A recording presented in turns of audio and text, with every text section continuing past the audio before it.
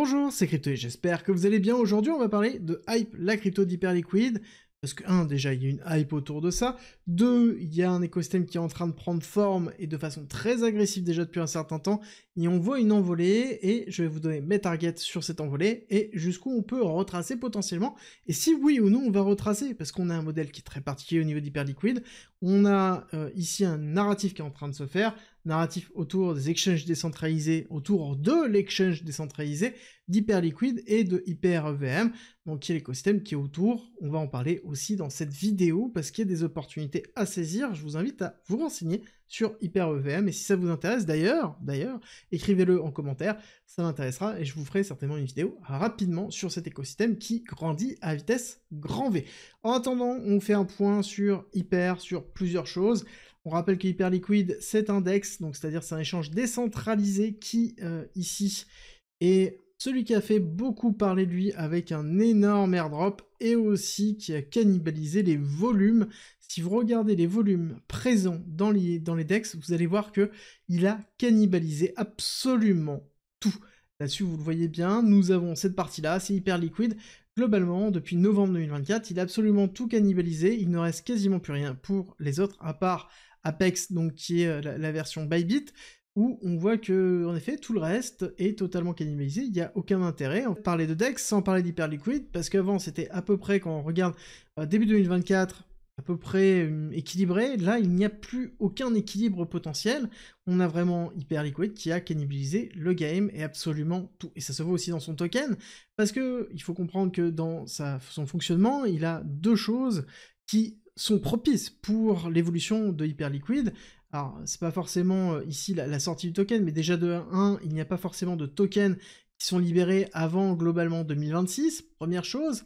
Et deuxième chose, on va avoir ici un système de buyback et de burn qui ont pour but de transférer les frais récoltés par justement Hyperliquid sur l'achat de Hype pour pouvoir justement favoriser la hype autour du token et favoriser en fait l'accélération. C'est quelque chose qui se voit beaucoup, mais quand on regarde un petit peu les statistiques d'Hyperliquid, notamment sur défi la main, on voit pas mal de choses. On a au niveau des pertes volume, donc c'est-à-dire du volume sur du trading perpétuel, ce qui est vraiment la représentation vraiment d'Hyperliquid et ce à quoi sert Hyperliquid.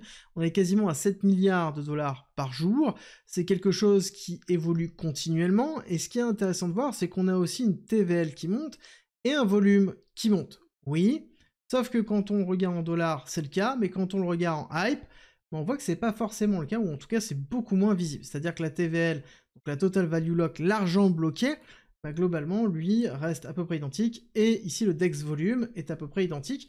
Donc ça veut dire qu'on a bien le volume qui s'apprécie en dollars, qui est retransformé directement en hype, donc directement dans la valeur absorbée par le token en lui-même.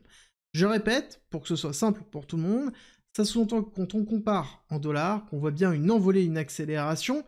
Quand on regarde en hype, donc c'est-à-dire non plus en dollars, mais en token hype, on voit que c'est relativement flat. Ça sous-entend qu'il y a une absorption par le token de ce volume, de ces perpétuels qui se transforment en valorisation dans le token en lui-même. C'est très intéressant de comprendre ça. Ça veut dire en effet que le buyback and burn fonctionne au niveau de hype, couplé bien évidemment avec le fait qu'il n'y a pas de token quand on regarde ici de libération. Donc ça veut dire une demande qui ne fait que monter et une offre relativement minime parce que globalement il n'y a que les personnes qui ont détenu des hypes et qui sont positionnées au début qui sont présents. Donc forcément on a une valorisation du token qui va se faire de façon très importante. En tout cas c'est ce que l'on voit maintenant. Ça veut dire deux choses. Ça veut dire que on a ici la représentation de hype comme étant un besoin de FOMO. Ça veut dire que le token monte, est très vertical, donc globalement on en parle beaucoup, et ça veut dire aussi qu'on a très envie d'acheter, parce qu'on ne veut pas laisser le train passer. Ça ne veut pas dire que Hype ne peut pas continuer, je pense qu'il va continuer à monter, potentiellement jusqu'à 50 $ au moins, et ensuite peut-être retracer. Personnellement, j'attendais ici pour renforcer ma position sur Hype un retracement. On voit bien qu'on a un mouvement parabolique, je ne rentre pas dans un mouvement parabolique tel que celui-là, même si je trouve que l'écosystème est bien, j'ai déjà une exposition, et pour l'instant je ne trouve pas d'opportunité à aller recharger. Je pense qu'il y aura une opportunité lorsqu'on aura fini la phase hyperbolique, on retracera forcément. Là-dessus, je vais avoir les pros Hyperliquid qui vont me dire non, il ne retracera pas, mais c'est comme tout, à un moment quand ça s'envole, ça retrace, il y a une respiration, la question est jusqu'où on respirera à ce moment-là, et quel sera l'état du marché aussi. Ce qui est important de voir, c'est que Hyperliquid et Hype, on a un token qui est ultra sensible à la typologie du marché. Si on a un marché qui rentre dans une altcoin season avec beaucoup de volume et beaucoup de levier sur des DEX, à ce moment il y aura un gros intérêt au hype, et donc à la crypto d'Hyperliquid, et ce sera certainement un token qui repartira du feu de Dieu si jamais on a un retracement actuellement sur l'ensemble des altcoins, et qu'on a une altcoin season par la suite, ce sera certainement un des tokens à cibler rapidement si jamais vous voulez recharger, ou si jamais vous n'avez pas encore d'exposition dessus et que vous voulez en avoir. Faites bien attention, tout est une question de gestion de risque. Ne vous laissez pas emporter par le FOMO, par ici la peur de louper le train, le fait de vous dire que vous n'avez pas de hype, oh là là, tout le monde en a. Non, calmez-vous, c'est quelque chose qui est tout à fait normal, et c'est tout simplement de l'émotion pure et dure. Et il ne faut pas réagir à l'émotion. C'est super important, il y a une bonne gestion de risque. L'investissement, c'est quelque chose qui se travaille et qui se conscientise. Ça veut dire qu'on a une stratégie, on a une réflexion qui se fait autour de sa stratégie, et on n'achète pas l'émotion, c'est super important, comprenez-le bien. En attendant, on a un hype versus BTC qui est en surperformance, on se dirige d'ailleurs dans les tops qu'on avait laissés, d'accord, on se retrouve dans les mêmes zones de surperformance que BTC lors de son lancement, plutôt classique, d'accord, par rapport à ça, et là-dessus, ce qui va être intéressant de voir, c'est est-ce qu'on est vraiment dans une schématique à avoir une accélération là, ou est-ce qu'on va être plus dans une phase de respiration avec une mise en place de range, quand on regarde le ratio hype versus ici BTC, donc le rapport de force de hype versus Bitcoin. En attendant, on a plutôt le schéma classique en termes de structure pure et dure, on a vraiment la courbe en U, sauf que là c'est plus un U, c'est vraiment un V, donc ça montre en fait la force du momentum de par la mécanique vraiment d'Hyperliquid qui est présent, et la quantité en fait de revenus qui est tirée par le protocole et qui est capable de pouvoir absorber et de buyback un volume vraiment très conséquent.